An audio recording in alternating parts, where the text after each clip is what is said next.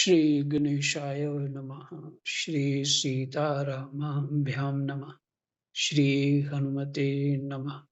श्री उमापते नमः। श्री गुरुवे नमः। सब संतन की जय जय। जय जय सीताराम। राधे श्याम।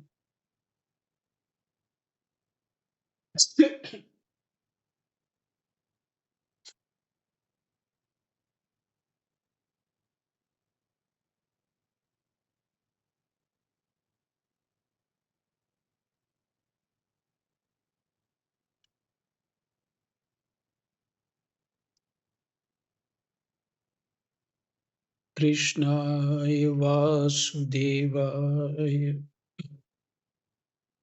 हरे परमात्मने प्रणतः क्लेशनाशाय गोविन्दाय नमो नमः।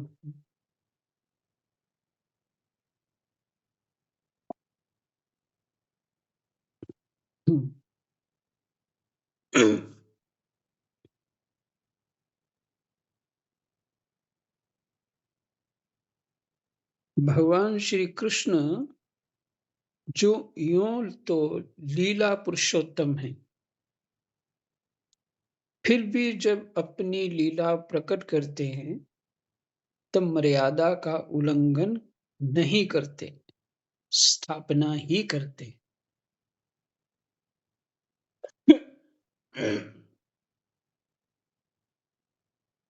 इस प्रसंग में बहुत सारे लोगों ने कुछ अच्छा विचार नहीं दिया कि गोपियों के वस्त्र भगवान को नहीं चुराने चाहिए।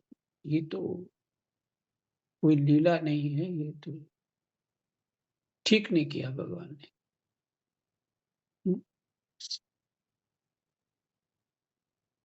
तो भगवान जो ऐसा कहते हैं वो भगवान को भगवान नहीं मानते। उसका कारण है,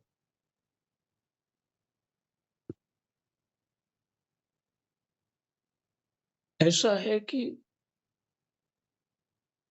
इसी भागवत जी में शब्दों की शैली क्या है कि भगवान पे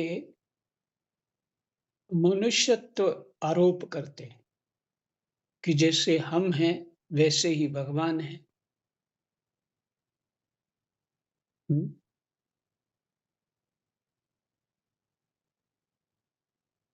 हम्म, जिस स्थिति में अ, कोई जीव खड़ा रहता है ना, उसको दूसरे का भी वो ऐसा ही अनुमान करता है दूसरे को। जैसा ही उसका अपना स्वभाव, जैसे वो अ, उसकी वृत्ति होती है, जो जानकारी होती है, वो दूसरे को भी ऐसा आरोपित करता है। और ये जीव नहीं समझ पाता। ऐसा जीव कैसे समझे कि भगवान गुणातीत हैं, तो उनकी लीला क्या होगी। जो स्वतः ही गोपी भी बने हैं। हम्म, गोपी बने, पूरा शरीर गोपी बने हैं, उसका गोपी भाव भी बने हैं और उसकी आत्मा भी है। और वही गोपी ही भगवान जो है वो कृष्ण को चाह रहे। तो यहाँ तक कौन सोच पाएगा। माने जब भगवान के स्वरूप का सही पता चलेगा तब तो कोई उसी भाव को लेकर के महापुरुषों ने ज्ञान और भक्ति दृष्टि से चिंतन अपना प्रकट किया है। इस चीज को देखने के इस मैं भी सुनना चाहता हूँ, पढ़ना चाहता हूँ। ठीक, इसलिए यही सोचा कि टीका पढ़ लेते हैं। और लेकिन साधारण जीव जहाँ खड़ा होता है ना, वो उसको वैसा ही दिखता है। माने जैसे वो उसका विचार है, अज्ञान से सना हुआ है, वही विषय उसकी बुद्धि में घुसे हुए हैं, बस वही उतना ही सोचता है।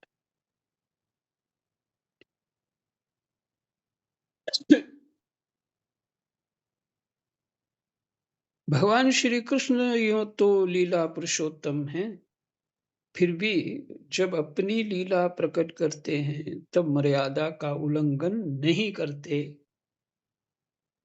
स्थापना ही करते हैं। माने मर्यादा की स्थापना ही करते हैं। विधि का अतिक्रमण करके कोई साधना के मार्ग में अग्रसर अग्रसर नहीं हो सकता। विधि का अतिक्रमण करके कोई साधना के मार्ग में अग्रसर नहीं हो सकता। माने विधि जानना आवश्यक है, परंतु हृदय की निष्कपटता, सच्चाई और सच्चा प्रेम विधि के अतिक्रमण को भी शिथिल कर देता है। परंतु हृदय की निष्कपटता, सच्चाई और सच्चा प्रेम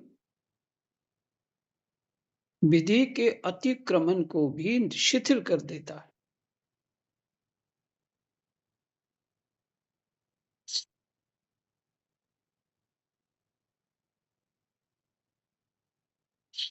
देखिए, मुख्य रूप से तो हृदय की निष्कपटता चाहिए, सच्चाई चाहिए और सच्चा प्रेम विधि के अतिक्रमण को भी शिथिल कर देता है। विधि का अतिक्रमण हो जाए तो कोई हानि नहीं।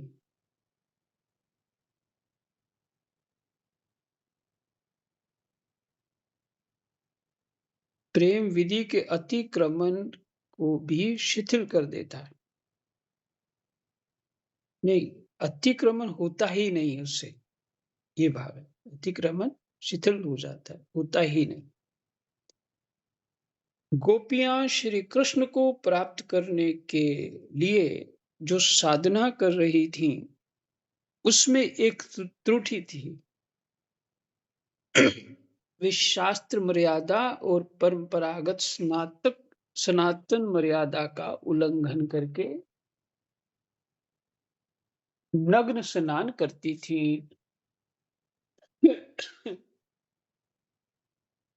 यद्यपि उनकी ये क्रिया अज्ञान पूर्वक ही थी, तथापि भगवान के द्वारा इसका मार्जन होना आवश्यक था।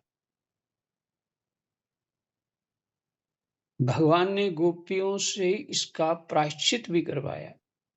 जो लोग भगवान के प्रेम के नाम पर विधि का उल्लंघन करते हैं, उन्हें ये प्रसंग ध्यान से पढ़ना चाहिए और भगवान शास्त्र विधि का कितना आदर करते हैं, यह देखना चाहिए। वैधि भक्ति का पर्यवसान रागात्मिका भक्ति में है। वैधि मैंने वैदिक हो गया। वैधि भक्ति का पर्यवसान रागात्मिका भक्ति में है और रागात्मिका भक्ति पूर्ण समर्पण के रूप में परिणत हो जाती है। माने विधि करेंगे तो रागात्मिका भक्ति प्राप्त होगी, माने परमात्मा में राग होगा, अनुराग होगा और वही भक्ति है।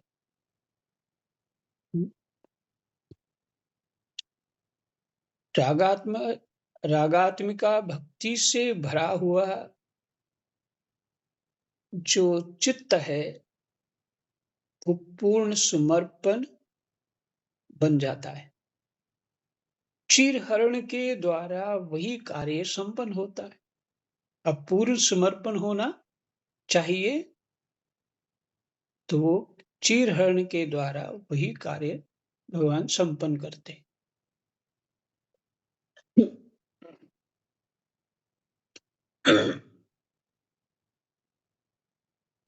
गोपियों ने जिनके लिए लोक परलोक, स्वार्थ परमार्थ, जाति, कुल, परिजन और गुरुजनों की परवाह नहीं की, फिर से गोपियों ने जिनके लिए लोक परलोक, स्वार्थ परमार्थ, जाति, कुल, परिजन और गुरुजनों की परवाह नहीं की, जिनकी प्राप्ति के लिए ही उनका ये महान अनुष्ठान है।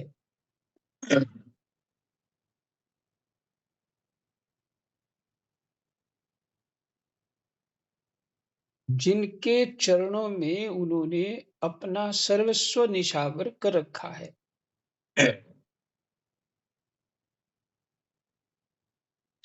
जिनसे निरावरण मिलन की ही एकमात्र अभिलाषा है। उन्हीं निरावरण रसमय भगवान श्री कृष्ण के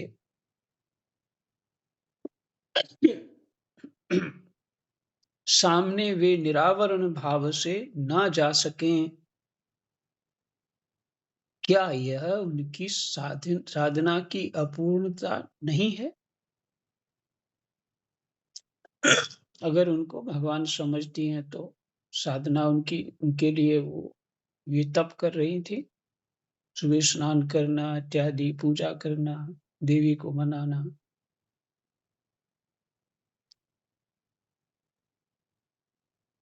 क्या ये उनकी साधना की अपूर्णता नहीं है? है, अवश्य है। और ये समझकर ही गोपियां निरावरण रूप से उनके सामने गई।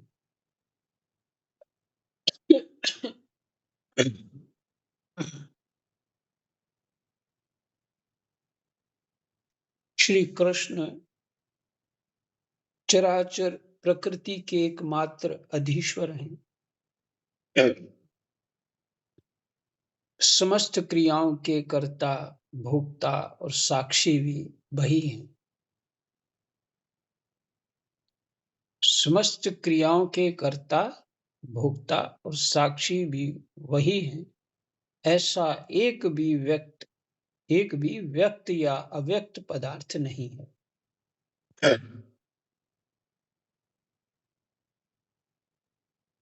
जो बिना किसी पर्दे के उनके सामने ना हो।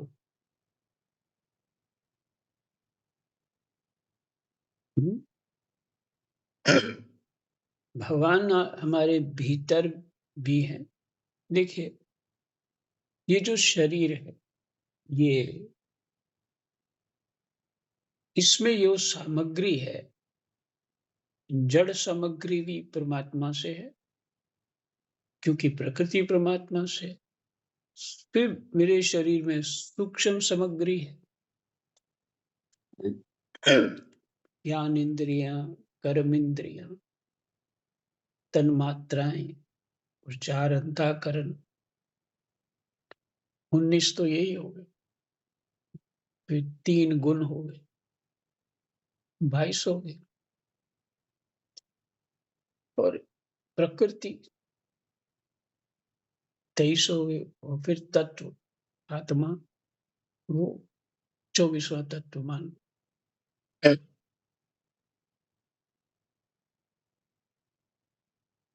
तो इसमें मैं कहाँ, ये विचार करना पड़ेगा। ये मैं हूं, ये अज्ञान है। तो इसमें भगवान से मैं पर्दा कैसे करूं?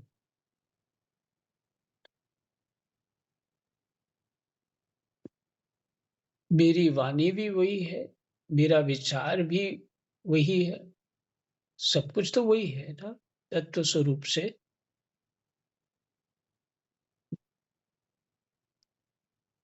तो मैं किससे पर्दा करूं?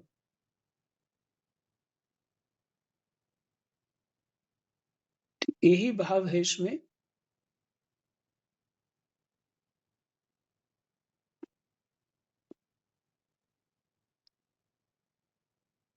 श्री कृष्ण चराचर प्रकृति के एकमात्र अधीश्वर हैं, समस्त क्रियाओं के कर्ता वही हैं। गोपियाँ जो अज्ञान पूर्वक कर रही थी, वो भी वही कर रहे थे। उनकी सत्ता से हो रहा था। भोक्ता और साक्षी भी वही है। जिसको साक्षी होके देखता है, वो जो साक्षी और भोक्ता वही है। ऐसा एक भी व्यक्त या अव्यक्त पदार्थ नहीं है, जो बिना किसी पर्दे के उनके सामने ना हो। माने सब कुछ उनके सामने। वही सर्वव्यापक अंतर्यामी हैं, वो सर्वव्यापक हैं। देखिए, मैं अज्ञान में स्थापित हूँ अभी, तो मैं अपने शरीर को पूरा नहीं जानता। मेरे शरीर में हार्ट कितना चल रहा है, किडनी कितनी चल रही है, नसें कैसी चल रही है, कितना बात है उसमें, कितना कफ है, कितना पित्त है, ये नहीं जानता। लेकिन परमात्मा सब कुछ जानते हैं, अर्थात जो आत्मा भीतर है वो सब कुछ जानती है। उतना मैं नहीं जानता। क्यों? जो ये मैं हूँ शब्द मैंने अज्ञान से प्राप्त किया है, ये परमात्मा की माया है, अविद्या है। ये भी अनादि है और विद्या भी अनादि। ये सदा रहेगी, ये प्रकृति है, ये स्वभाव है उसका। और ये प्रकृति अविद्या विद्या कौन है? अब ये मैं, मेरे में ही तो विद्या है, अविद्या है, सब कुछ शरीर वही है। तो ये भी तो परमात्मा ही है। प्रकृति भी परमात्मा से प्रकट हुई है, वही रूप है। लेकिन इस सब बात को समझने के लिए सात्विक विशेष बुद्धि का आश्रय लिए बिना ये समझ नहीं आएगा। तमोगुण सत्वगुण के आश्रय से हम बात को समझेंगे तो कुछ और ही समझ में आएगा। और जैसे मैं भजन करता हूँ, मैं ये जाप करता हूँ, वो करता हूँ, उधर जाना है, उधर जाना है। नहीं करूँगा तो फिर अगला जन्म भी अच्छा नहीं होगा और भजन तो होगा ही नहीं, इसलिए मुझे करना है। तो ये क्या है? मैं करता हूँ, ये भाव जो है यही पहला अज्ञान है। इसलिए देखिए शास्त्रों की सटीकता कितनी बढ़िया है, चाहे कोई भी योग हो।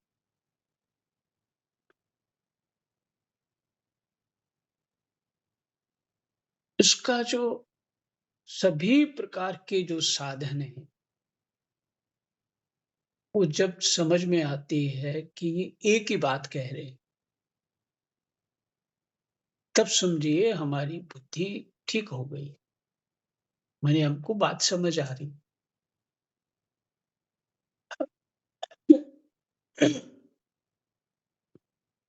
जब ये समझ नहीं आ रहा कि ये समझ आ रहा है जब कि सब साधन अलग-अलग कह रहे हैं, तो फिर वो वैदिक सिद्धांत के साधनों की बात कर ये आजकल के जो क्या बोलते हैं पंथ और संप्रदाय नए-नया कुछ बना दिया है, वो अलग चीज़।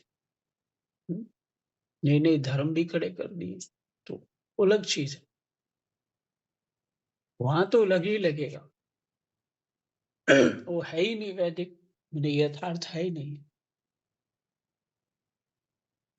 जब ये सभी साधन ये समझ में आ जाए कि अगर आप भक्ति कर रहे हैं, तो ज्ञान वैराग्य आपको सहज समझ आ जाए।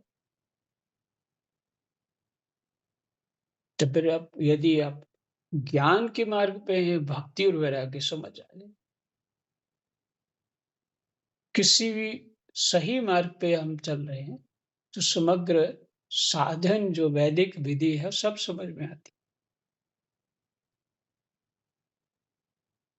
तो ये होना चाहिए। तो दृष्टांत ये दे रहा था कि मैं अपने शरीर में मैं जो शब्द है ये कहाँ हूँ? कहाँ है? जब तत्व ही है तो मैं तो अज्ञान हूँ। उसी अज्ञान ने तो मुझे परमात्मा से अलग कर रखा है, जो मैं बोलता हूँ। पर यहाँ तक पहुँचने के लिए कि मैं इस मैं को छोड़ पाऊँ, तब उस सब चीज़ के लिए ही साधन है। अर्थात मैंने अपने ही दोषों की निवृत्ति करनी है, तत्व रूप से पहले से।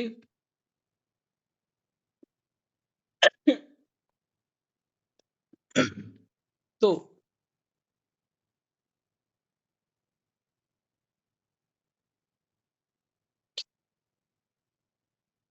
कह रहे हैं गोपियों के गोपों के और निखिल विश्व के वही आत्मा है।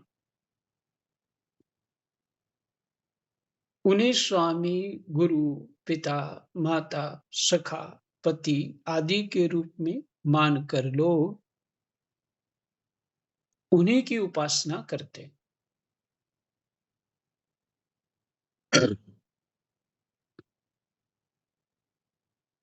कोई प्रसंग आया है ना, अभी आगे आएगा।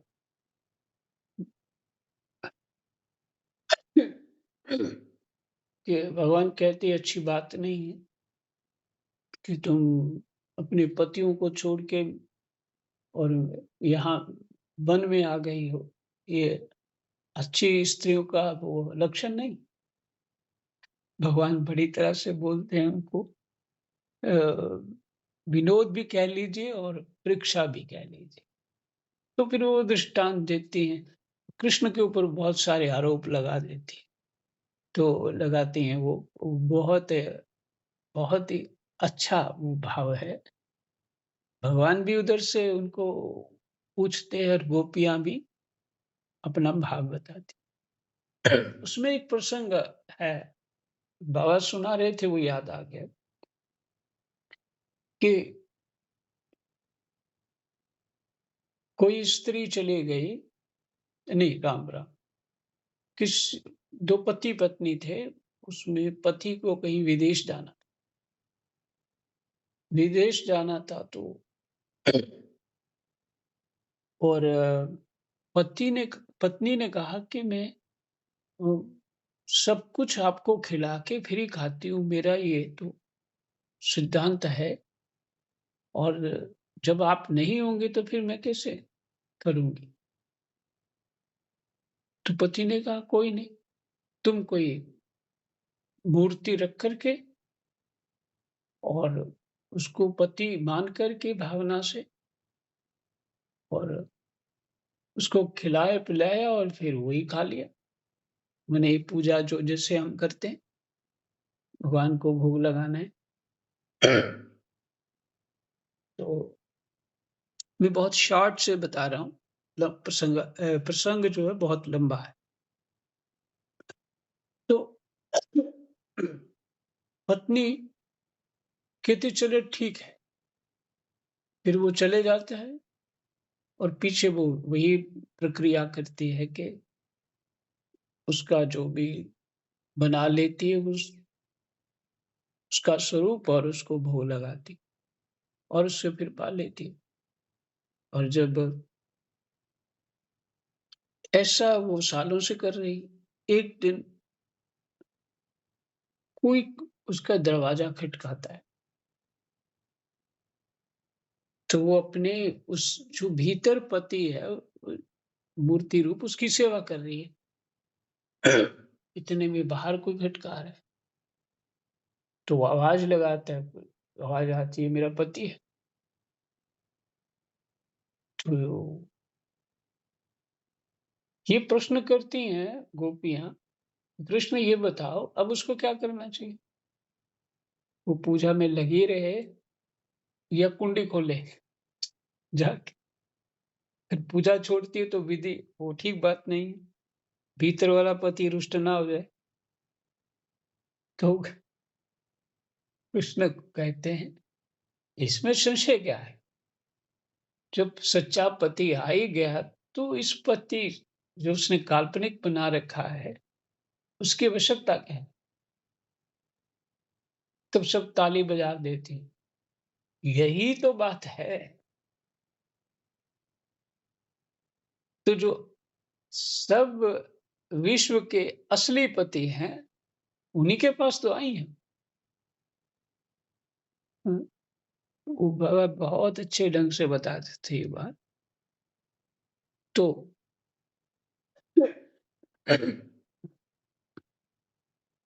इसलिए ये बता रहे हैं, उन्हें स्वामी, गुरु, पिता, माता, सखा, पति आदि के रूप में मानकर लोग उन्हीं की उपासना करते हैं। अगर कोई स्वामी माने, तो भगवान ही स्वामी रूप में है। गुरु माने, तो भगवान ही गुरु रूप में है। पिता, माता, सखा, पति आदि के रूप में मानकर लोग उन्हीं की उपासना करते हैं। ये है भाव जो है गृहस्थ में रहने के जो भाव हैं, क्या होने चाहिए। गोपियां उन्हीं भगवान को जानबूझकर कि यही भगवान है, यही जोगेश्वर, जोगेश्वरेश्वर, क्षर क्षराक्षरतीत, माने क्षर अक्षर अतीत, उनसे परे पुरुषोत्तम है, पति के रूप में प्राप्त करना चाहती थी। श्रीमद् भागवत के दशम स्कंद का श्रद्धा भाव से पाठ कर जाने पर ये बात बहुत ही स्पष्ट हो जाती है कि गोपियां श्री कृष्ण के वास्तविक स्वरूप को जानती थीं, पहचानती थीं। वेणु गीत, गोपी गीत, जुगल गीत और श्री कृष्ण के अंतर्धान हो जाने पर गोपियों के अन्वेषण में ये बात कोई भी देख सुन समझ सकता है। जो लोग भगवान को भगवान मानते हैं, उनसे संबंध रखते हैं, स्वामी, सुहृद आदि के रूप में उन्हें मानते हैं, उनके हृदय में गोपियों के इस लोकोत्तर माधुर्य संबंध और उसकी साधना के प्रति शंका ही कैसे हो सकती।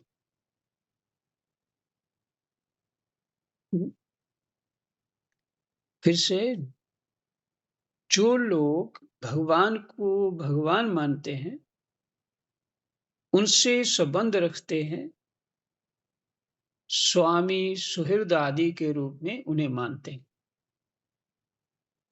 इसमें जो ऊपर जो एक वाक्य लिखा है ना, उसमें स्वामी, गुरु, पिता, माता, सखा, पति आदि, तो इसमें इन्होंने शॉर्ट कर दिया ना, स्वामी सुहृद आदि के रूप में उन्हें मानते हैं। तो ये सब जो ऊपर नाम लिए, ये आदि में आ गए।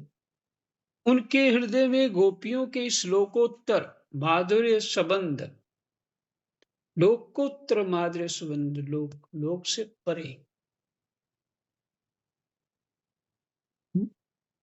अब ये संबंध कौन सा है? माधुर्य संबंध परे, लौकिक नहीं है, पारलौकिक है ये भाव। और उसकी साधना के प्रति शंका ही कैसे हो सकती है?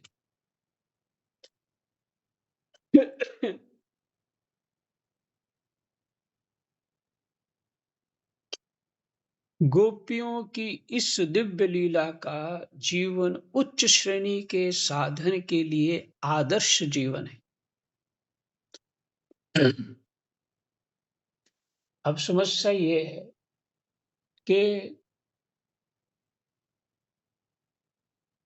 हम तो अपने विकार में, काम भाव में पड़े हुए हैं। किसी ने समझा दिया तो पारलौकिक साधना करने लग गए। ये गलत हो गया, ये गलत हो गया। क्योंकि विधि से पहले जो ऊपर लिखा है, पहले विधि प्राप्त करें, विधि से चलेगा तो रागानुरागा भक्ति प्राप्त होगी। चाहे आपका उन 5 भावों में कोई भी भाव हो,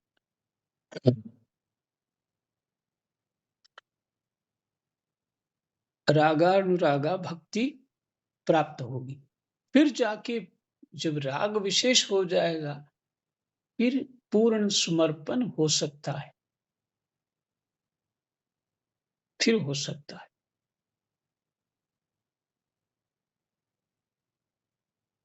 इसलिए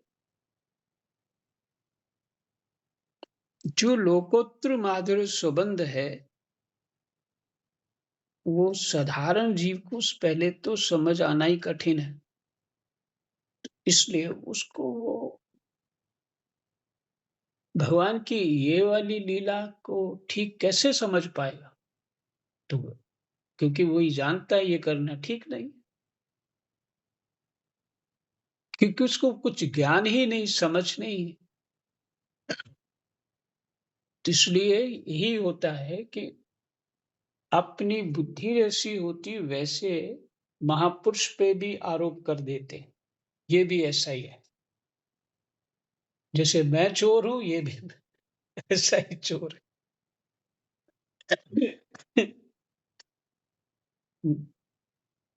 गोपियों की इस दिव्य लीला का जीवन उच्च श्रेणी के साधक के लिए आदर्श जीवन है। श्री कृष्ण जी के एकमात्र प्राप्तव्य साक्षात परमात्मा है। हमारी बुद्धि, हमारी दृष्टि देह तक ही सीमित है। इसलिए हम श्री कृष्ण और गोपियों के प्रेम को भी केवल दैहिक तथा कामना कलुषित समझ बैठते हैं। उस अपार्थिव और अप्राकृत लीला को इस प्रकृति के राज्य में घसीट लाना हमारी स्थूल वासनाओं का हानिकर परिणाम है। जीव का मन भोगा भोगाभिमुख वासनाओं से और तमोगुनी प्रवृत्तियों से अभिभूत रहता है। वह विषयों में ही इधर-उधर से भटकता रहता है और अनेकों प्रकार के रोग शोक से आक्रांत रहता है। जब कभी पुण्य कर्मों के फल उदय होने पर भगवान की अचिंत्य अहेतु की कृपा से विचार का उदय होता है,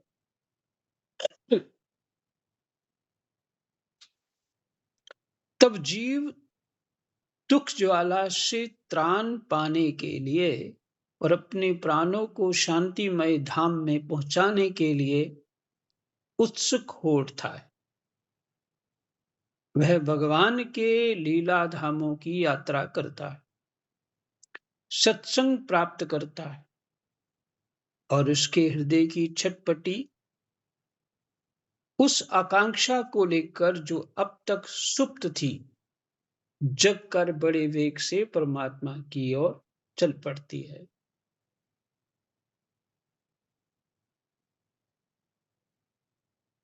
चिरकाल से विषयों का ही अभ्यास होने के कारण बीच बीच में विषयों के संस्कार उसे सताते हैं।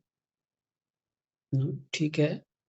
और बार बार विक्षेपों का सामना करना पड़ता है, परंतु भगवान की प्रार्थना कीर्तन स्मरण चिंतन करते करते चित्त सरस होने लगता है और धीरे धीरे उसे भगवान की सन्निधि का अनुभव भी होने लगता है। थोड़ा सा रस का अनुभव होते ही चित्त बड़े वेग से अंतर्देश में प्रवेश कर जाता है और भगवान मार्गदर्शक के रूप में संसार सागर से पार ले जाने वाली नाव पर केवट के रूप में, अथवा यूं कहें कि साक्षात चित्त स्वरूप गुरुदेव के रूप में साक्षात चित्त स्वरूप गुरुदेव के रूप में प्रकट हो जाते हैं।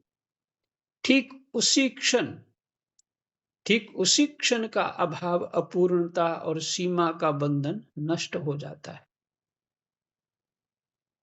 विशुद्ध आनंद, विशुद्ध ज्ञान की अनुभूति होने लगती। जय जय सीताराम, राधे श्याम। समय हो गया, यही विश्राम करते। कृष्णाय वासुदेवाय, हरे परमात्मने, प्रणतः क्लेशनाशाय गोविन्दाय नमो नमः।